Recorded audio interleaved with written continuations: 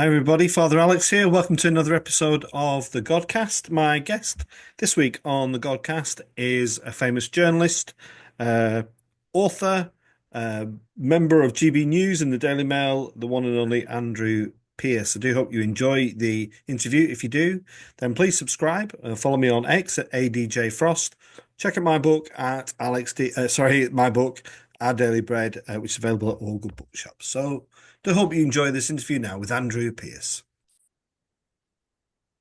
Well, I'm delighted to say that joining me on the Godcast this week is a very well-known journalist, presenter, but a man of many talents, the one and only Andrew Pierce. Andrew, it's great to get you on the Godcast. How are you? It's very good to be here, and I know I'm especially pleased to be on here because I know I've let you down once or twice before. It's worth it in the end, I hope. Yes, and I'm very honoured to be in such esteemed company with yourself and that very glamorous lady over your shoulder. Tell us about. That is that is Dame Joan Collins, no less, and she and I have been mates for good mates, I'd say as well, for 10 years. And she came here for dinner once. I live in North London with Percy, her husband, and who actually is a little younger than me. And they're a great couple. And she spotted that I had in my study, which is a bit of a shrine to Mrs. Thatcher, a life-size cutout of Mrs. T, which a friend gave me for a joke. 2 days later, this life-size cutout came from Joan with a message saying, "Much love the Dame."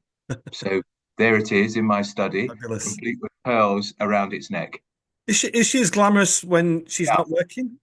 she is. I'm very privileged because every summer I go out and stay with her in the south of France. She's got a fabulous house in a place called Ramatuelle, which is above Saint-Tropez, away from all the madness. And it's beautiful and it's secluded. So I get to see her at breakfast without the makeup. Mhm. And I get to see her without the hairdo. And she's amazing. And I got to say, for a woman of her age, and she would murder me if I told you her age, but put it this way, she was born in 1930 something. She's got the most amazing legs. Doesn't do anything for me, of course, No, okay, fair but enough. we are just very much platonic friends.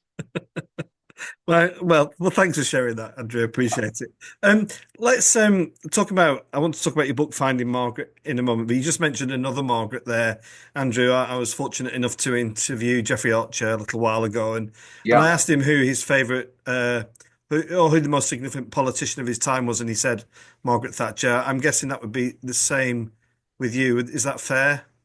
it's absolutely fair. I've known Jeffrey for a long time, actually, through my work as a journalist. I first met him when I was on the Times, where I worked for 17 years. But what people often say, why did a working class boy from me, from a Swindon council estate, fall for the wiles and charms of Mrs. Thatcher? Well, it's a very easy answer.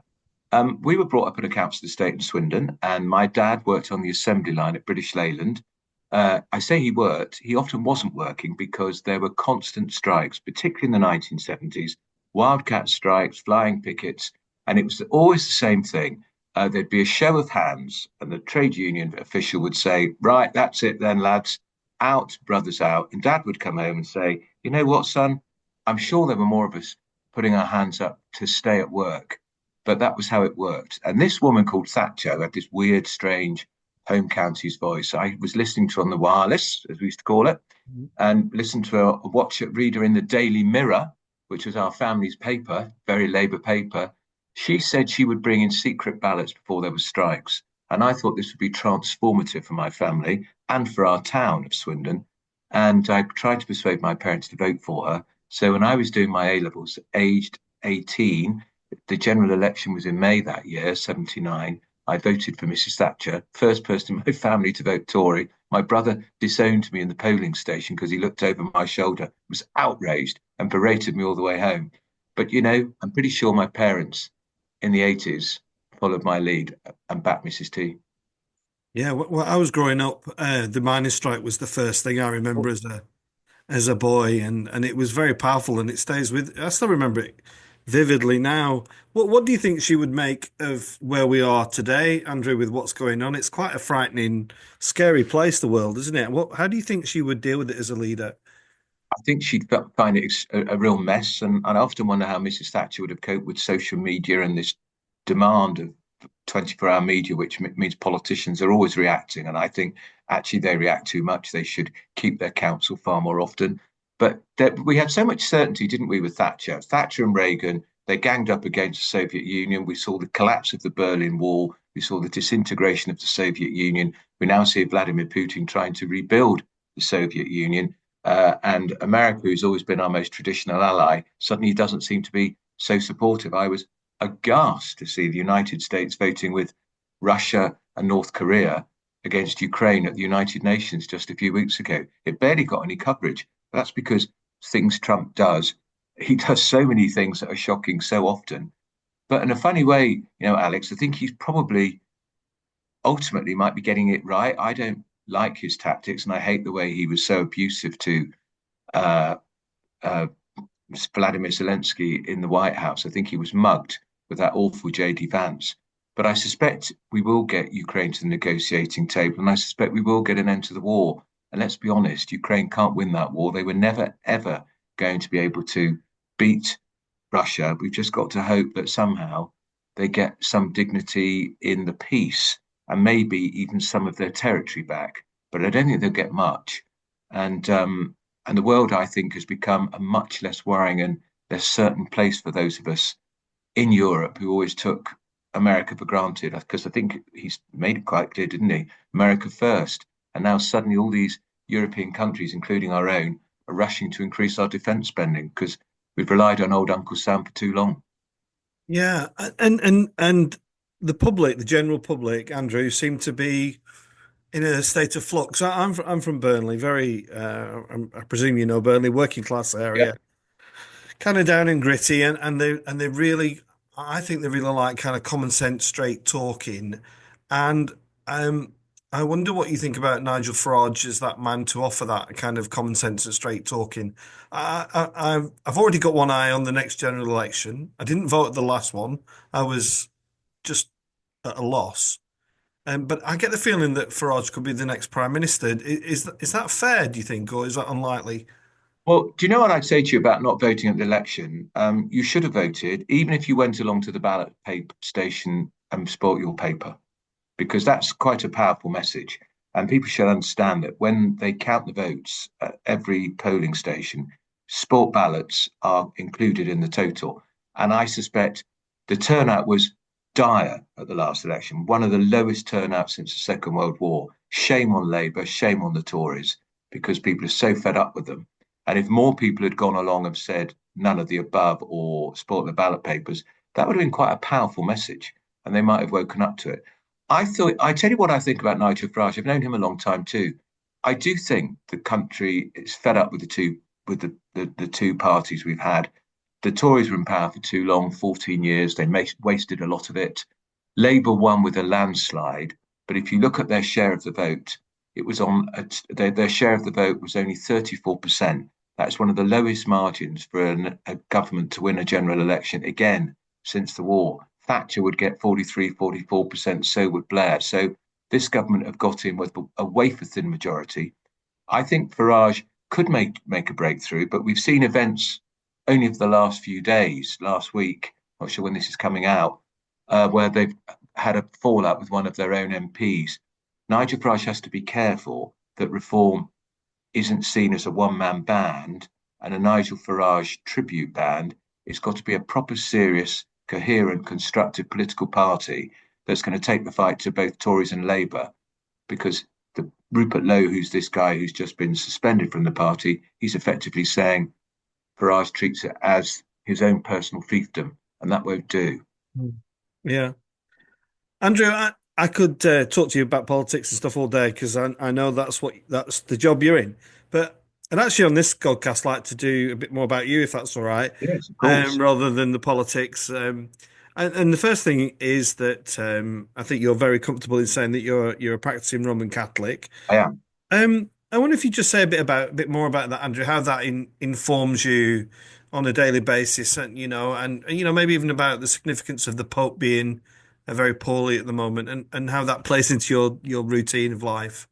Well, I mean, I don't I get to mass most Sundays, and it's important I get to mass. I like it. I find being in church itself very comforting, very spiritual. It's the hymns, it's the smells and the bells. Of my family, I was one of four kids and a mum and dad. I was probably always the most, devout's the wrong word, but I was probably the one who was most involved with the church. I'd had a time off from the church, um, just because in my 20s, 30s, I couldn't be bothered, but I missed it. And would always find time to go at Easter and stuff. But it's really important part of my routine now. And I'm very close to my priest, who's a Monsignor. He's a former chaplain to the army, was a chaplain for 25 years. He's really had an extraordinary life.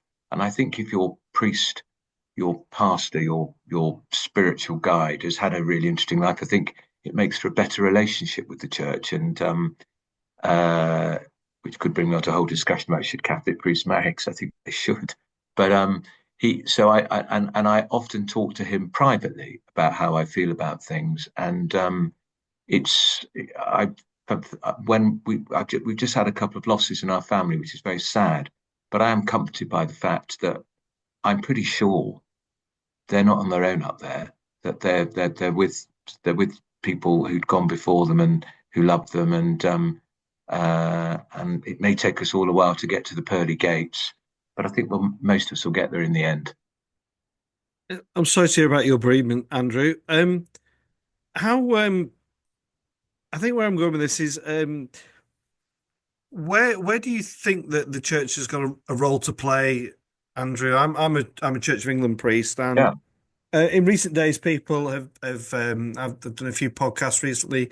People have said that I've been too generous to Islam, for example. People have asked me why there's not been more in the news about it being Lent, and that was brought up about two-tier Kier, as they call him, that he acknowledged the beginning of Ramadan, but didn't make any reference to the Christian festival. Do you think the church has lost confidence in some way, or? I think it's become a bit like the Tory party at the moment. Nobody's listening to the Tory party because they've had years and years and they didn't do anything with it. I think people aren't listening to the church, and I think that's very sad. And I think there's a real communication problem there. I think we don't have great communicators in the church either.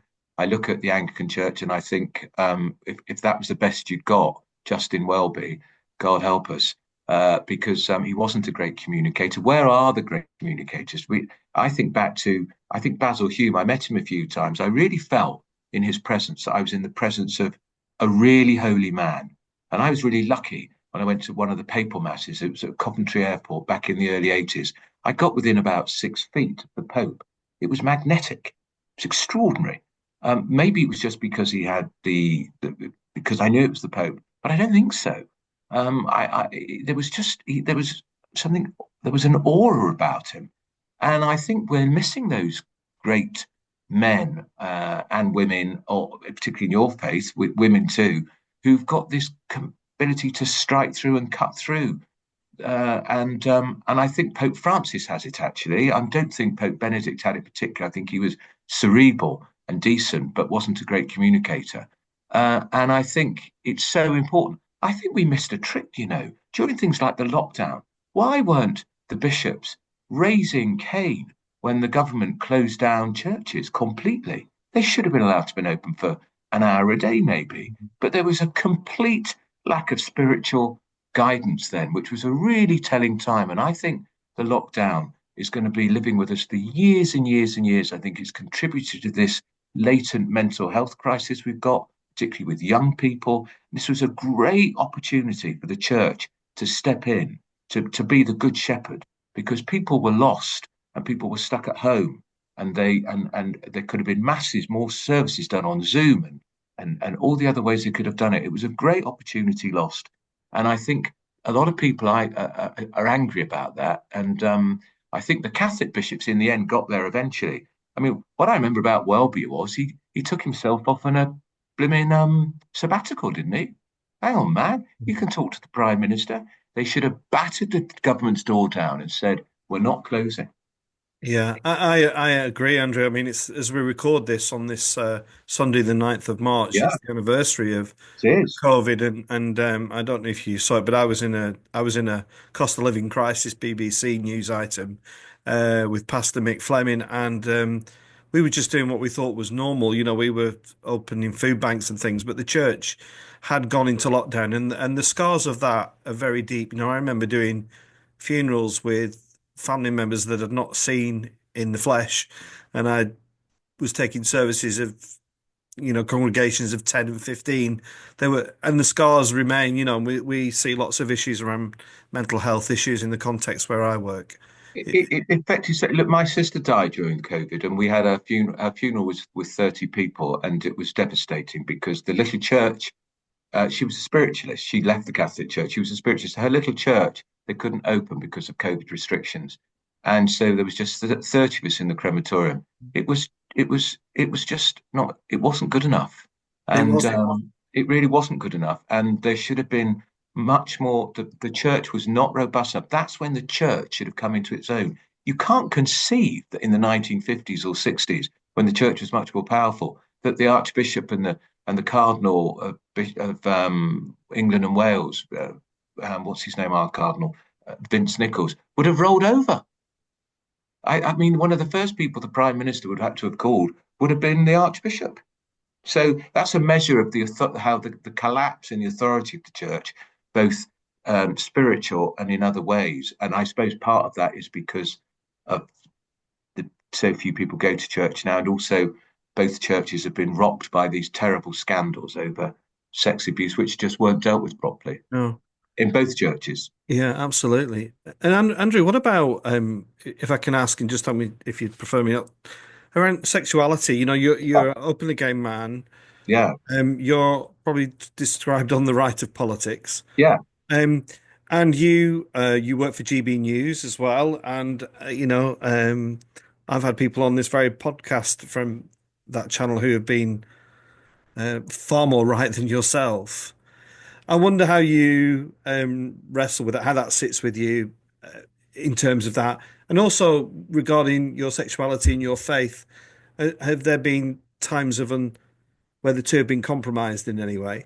Well, there was when I alluded earlier, Alex, to the fact I just stopped going for a bit. I just got fed up with it because during I mean, I was a gay man. I came out when I was 22, so that was early 80s, and when like I'm part of the press, but I was a young reporter then, we're going on about the gay plague. Again, where was the church? No, nobody speaking out, talking about compassion for these young men. This was going to be a gay plague that was going to rip through the country, and it was going to be like the bubonic plague, and we were all going to be sent to hell in a handcart because of these terrible promiscuous homosexuals. I was in a long term at the time, I was a very young man,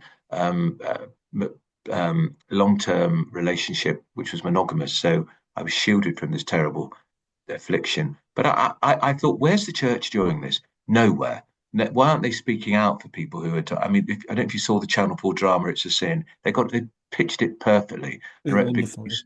I wrote a big piece in the Mail about it, about how it just took me back. It was just so awful. We felt alone, and after that, I thought, why should I go to this church? Why should I go to church when papal teachings and Vatican teachings are that we're disordered and there's something wrong with us? And I remember writing about this when I was on the Daily Telegraph, and I got a beautiful handwritten note from some bishops saying, "We feel your pain. We've got it wrong. Please don't publish this." Why wouldn't they let me publish what they'd said? It would have been so much more powerful because it's clear that a lot of bishops realised that priests realised what was going on was terrible, and that the church was out of date and out of step. And look, in my church today, my vicar and priest knows exactly what I am. He's met my partner, who sadly doesn't come to church with me because he's not a good God-fearing Catholic like me. But there are clearly gay couples in the church, and everybody's fine about it. And I think they probably would have been for years and years and years. But the church didn't move with the times. But in the end, I thought, I'm cutting my nose to spite my face. I need to go to church. I can pray alone at home, which is fine, but I want to be in the Catholic congregation, and also to have conversations like these, Alex, where if people do want to carry on with their bigoted, blinkered view, somebody can gently suggest maybe that's not the only way to look at things. Yeah, I completely agree. I for my sins sit on the General Synod for the Church of England, and we've been wrestling with this issue about Oh, a long time. And two And years ago, Andrew, we authorised a prayer of love and faith, nothing more, for what is described as a covenanted friendship. I had to look up that meaning. I didn't know what a covenanted friendship meant, but we're still dragging our heels. We are still stuck in the arc ages, and we're fighting each other dreadfully. And it's just so poor for the church. And I sometimes think, why do I bother? But you well, I'm know, glad you do because you could because we need people to keep fighting that fight. But we are in this extraordinary position. Correct me if I got it wrong. That vicars, men of the cloth, or women of the cloth in the Anglican faith can be gay, but they mustn't have sex. that's right. Yeah. It's ridiculous. My What is colleague the is at sin? my What is the sin? The love or the sex? exactly, and the church. I think the church is just weirdly, they have to. I have a colleague who works with me who's in a same-sex relationship, but you have to answer these really personal questions when you're going through the process, as though it's somebody else's business. It's like, I don't want to talk about my sex life. I don't think anybody should have to talk Yeah. about sex life, but it seems a prerequisite of whether you can be. It just really irritates me. So, but I want you to know, Andrew, that there are a lot of people, Church of England priests as well as Roman Catholic priests, fighting this cause really hard to I try know. and I know. you know and I know. we'll Maybe, keep going. maybe Welby's successor. I know what's going on. We all know what's going on. Welby, the Anglican Church has to look to the faith in Africa, where people have a much more conservative view, and they want to keep that tradition on side. But I think sometimes it's going to be a bit like the Tory party. Does it continue to try and keep the liberal wing of its party happy, or continue to try and keep the reform side happy? At some point, they're going to have to make a decision, and at some point, I think the Anglican faith is going to have to make a decision, as will my own church. Well, I think the church needs to grow some. I mean, Yeah, in places like Uganda, yeah, the death penalty for being gay, and quite. how why we even bothering to attempt to pacify these people? Quite. It's quite ridiculous, isn't it?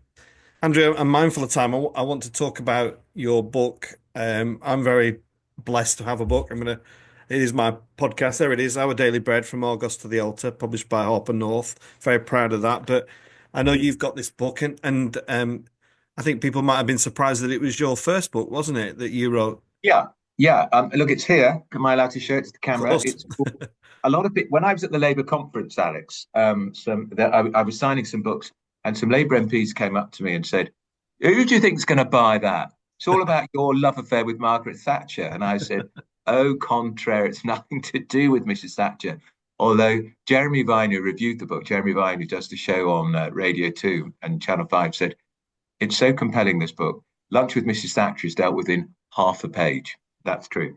So this book is about finding my birth mother because I started my life as Patrick James Connolly. I was in a mother and baby's home in Bristol for 6 weeks. Then my birth mother, Margaret Connolly, an Irish nurse, put me in an orphanage in Cheltenham.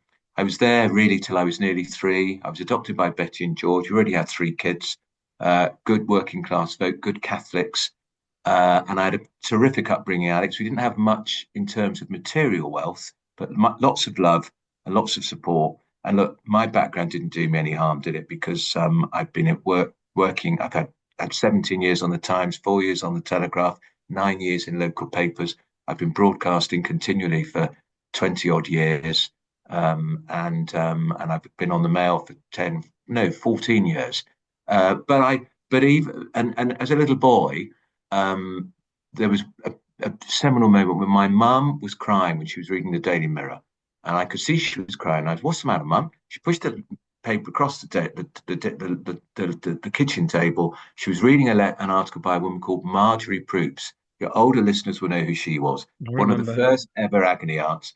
And she was saying, this government is quite right to allow adopted children like me to track down their birth parent. I didn't know anything about it. No, never talked about in the home, wasn't on the telly or news that I'd seen, and it wasn't talked about in school. And mum said, quite emotional, your father and I wouldn't stand in your way. So I'd written a couple of letters to the Mirror already, which I'd had published because I wanted to be a reporter. I was 14 or 15. So I wrote a letter to March Group saying, you've got it all wrong. Blood isn't thicker than water. My mum is my mum who adopted me when I was 2 or 3. So why would I want to track down my birth mother? Andrew Pierce, age 15. Now, this was to inform her opinion. Little did I know, she's plastered it on the letters page of the Daily Mirror, big headlines. I was horrified because I knew what would happen at school. I'd be called Marge. I was called Marge, but it was a very moving moment for my family. And when we lost Mum 8 years ago, we found in her possession still, and she'd had it done in a piece of, made it into a plastic. She'd still got that letter. It was very important. But actually, when I got my first job, Alex, it was in Cheltenham, Gloucestershire Echo. That was, of course, where the orphanage was. It was almost as if Margaret was calling me.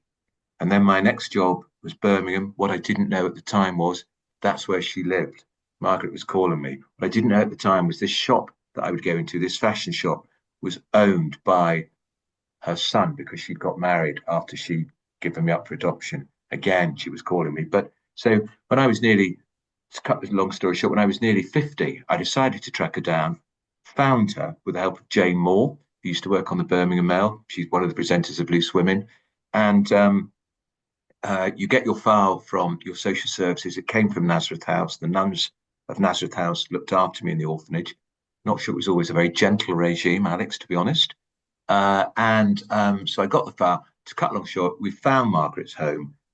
My friend Amanda Patel, columnist on the Mail, she knocks on the door because we'd taken advice. That's the best way to do it. Don't write to her because somebody else might open her mail. Don't telephone her because she might hang up the phone. Terrible shock. Get a girlfriend to knock on the door. She knocks on the door. We're all geared up for this enormous moment. I've been psyched up for this for years. Nobody in. Sod's law. But we know she can't be far because the dog's barking in the house. And as we'd passed the local Catholic church in the taxi, I said to Amanda, that would be Margaret's church. Actually, as we were passing the church, Margaret was in the church at the time. And as I looked out the back of the car, I could see a little dot emerging. And I rang Amanda and said, she's coming. Who is? I said, Margaret. She said, how do you know? I said, she's just about to walk past the car. She said, how do you know it's her? I said, it's her. I couldn't even discern at that point whether she was male or female. When she got close to the car, I didn't think, has she got my cheekbones? I've got her cheekbones. All I thought was, am I about to turn this woman's life upside down? She denied it was her initially, then she admitted it was her, and I did turn her life upside down. And that's where the story goes on from there. Extraordinary story. I never told my mum, Betty, my mum in Swindon. I never knew, because it would have broken her heart. She'd have said it wouldn't, but it would have. So I kept it a secret, really, really tight. And Margaret never told any of her family. So when she died, there's a great story about how I got to her funeral. Her children didn't know either anything about her because when she gave me up for adoption, she gave me up for adoption because she'd met another man. He was called Patrick. Funny that. And so she got married while I was in the children's home. And here was the most extraordinary thing about this story, Alex. When I started out on this search, I thought my birth mother was probably 17, 18, maybe 19 when she had me. Imagine my amazement to discover she was just a few weeks from her 35th birthday. That's giving me goosebumps listening to that Yeah. story. I was going to say to you, is God? It's almost a thriller. It is. It really is. Yeah. Twists and turns and twists and turns, and then there's a whole story about who the birth father is. Is he my birth father? Isn't he my birth father? And there was a fatal car crash. I'm not going to spoil that if people want to buy it, Finding Margaret, but it is it's a Sunday Times bestseller, my first book, and who'd have thought it? And I started writing it during lockdown. It's Andrew Marsfall. He's a great mate of mine. Oh, is he? I had dinner with him and his wife, who are not politically of my persuasion, and they said, because so few people knew about what had gone on with Margaret, they said, you've got a duty to share this story because there are lots of people like you who don't know whether they should. There are lots of birth parents out there who are probably desperate to be contacted. They can actually contact the child now. The laws keeps changing. And they said, but also, I'm not going to say whether it was a happy ending or not, but people need to know that it's not always saccharine like that TV program with, what's it called, with Nicky Cow. Yeah, Long Lost Family. Yeah, doesn't always end like that. No. And can I ask Andrew? I mean, Yeah. this was a religious bestseller. It's not, Yeah. and obviously I don't have the reach that you do. But one of the things I love about being a published author is this came out a few years ago. Is that it's still alive? You know, it becomes an active thing. Do you enjoy that aspect of the book? That I get emails all the time and letters, Yeah, about my story. What about you? Do you find Alex, I that cathartic? Or? do. And I must tell you, I probably had 200 letters. Then there's the emails from people all around the world because the world is so small now because of the internet. And it's been read all around all over the place. People sharing their stories. Some of the stories make my blood run cold because it was so brutal for them. Others saying they felt encouraged. And I even spoke to somebody who worked in the home when I was there. Amazing. And and extraordinary. And she claims she remembers me. I'm not sure she could really, because I was Patrick then. But so this book has given a lot of heart and encouragement to people who are adopted. It's also encouraged people thinking about adopting that actually there are pitfalls, but look, I've turned out all right. Probably my mum and dad would have preferred if I wasn't gay when I told them when I was 22. There weren't many gay people on my Swindon campus, let me tell you. But I think mum quite liked it in the end, and because son-in-laws are easier to deal with perhaps than daughter-in-laws from mothers. I don't know. Maybe I'm being sexist. But I tell you this, Alex, on the morning of my civil partnership, she was having breakfast with my best friend Amanda, who knocked on Margaret's door, and she said to Amanda, "I'm so excited about this day, and do I look all right?" and all the rest of it, because she was staying with Amanda. And she said, "I want to ask you a very personal question. Has Andrew ever tried to track his birth mother down?" Thank God Amanda wasn't looking at her. As she did a sharp intake of breath and said, "Betty, no. Why would he? He's only got one mum, and that's you." And that's the right answer because I do have only one mum, and that was the mum who adopted me. Margaret wasn't my mum. She No. wasn't my, she was my birth mother, and I never wanted a second mum. I just wanted to try and have a relationship with her where I could learn things. And also, and I started this journey, Alex, I wanted her to know I was fine. Because my late dad, before he disappeared into the twilight world of dementia, used to squeeze my hand and say, "Find her, tell her you're okay." Because she used to visit you in the home all the time. I think she really loved you. And then my dad said something that he often said, "But if you find her, don't tell your mother I told you to." That's My really dad was peculiar, wonderful. Andrew. My dad died from dementia, and Yeah, in his final hours, he called out to his mother an awful lot. He was adopted as well, and yeah, we will never get the answers, unfortunately, because he didn't share anything with us.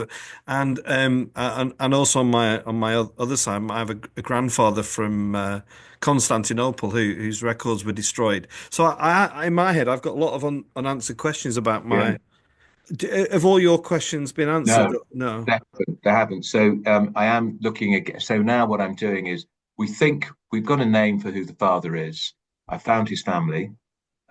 He was killed while I was still in the orphanage, which Right. again, all part of this extraordinary story. And I will do a DNA test with them, and then we'll know. And it'll be like a big jigsaw. Maybe we put the final parts of the jigsaw in place. But this book has taken me to County Mayo in Ireland, where she's from, County Galway, where the apparent birth father's from. You see, when I asked Margaret who the birth father was, she said, "I don't remember." When I asked her what the orphanage was like, "I don't remember."